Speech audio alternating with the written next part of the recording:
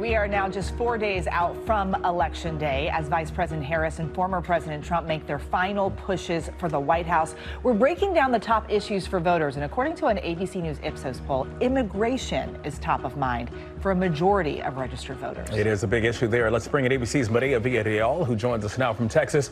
Always good to see you, my friend. We'll start with this one. So what's the reality of the migrant situation at our southern border? Oh, DeMarco, it's great to see you and Eva as well, especially on a Friday. Look, immigration, as you said, has become a very hot topic, and the interest in this particular issue has grown over the last year during the presidential election.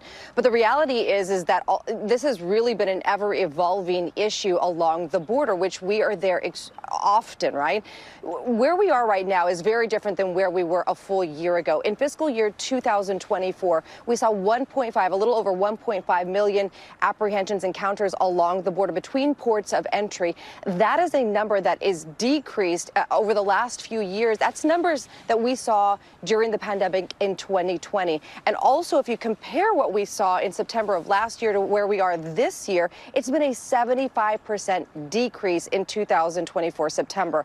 I will say, however, speaking with agents along the border just in the last few weeks, they have seen an uptick, but it is nothing to worry about for them. They can handle it. They are managing it. But this is just the time that people are trying to capitalize on the presidential election and the confusion of. Yeah, and they keep talking about these plans. So let's look at these plans, Mireya. What are each of these candidates saying that they will do to help solve this immigration issue?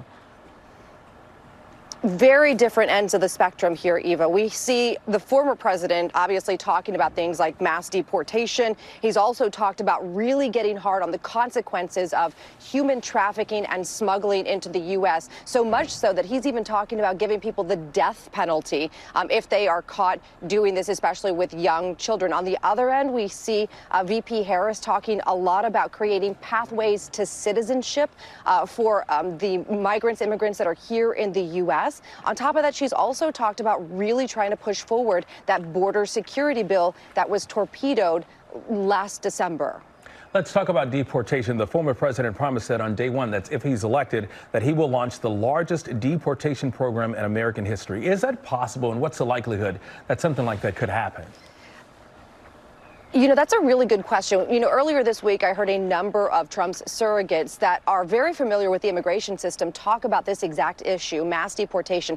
They truly feel that this is possible if there is a good amount of funding that is funneled back into DHS and more specifically ICE.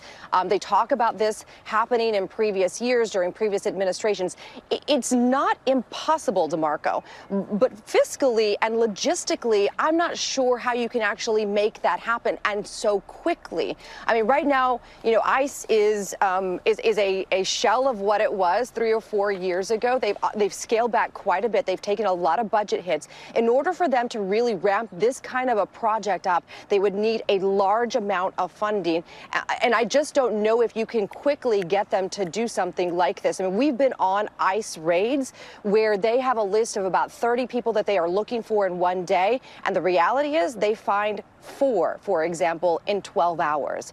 So to say that we're going to deport 1 million people each year, I'm not sure that logistically we can make that happen. But the Trump campaign truly believes that this is something that they can make good on.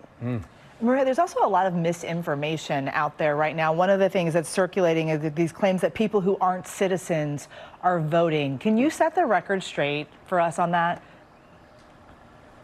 You know, listen, all credit to our ABC News research team, the investigative team that has been working diligently on this to make sure that we debunk, you know, misinformation that is like this. Non-citizen voting, the reality of that is there's just not a lot of fact and research behind that actually happening.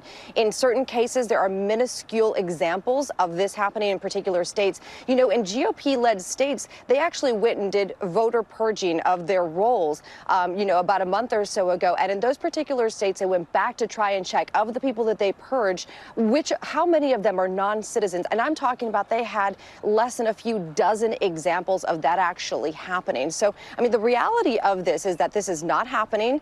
We've spoken to a number of Secretary of States around the country that have said we have worked diligently to make sure that our elections are ready to go, that we are carefully monitoring this, and that we're going to keep this a secure presidential election.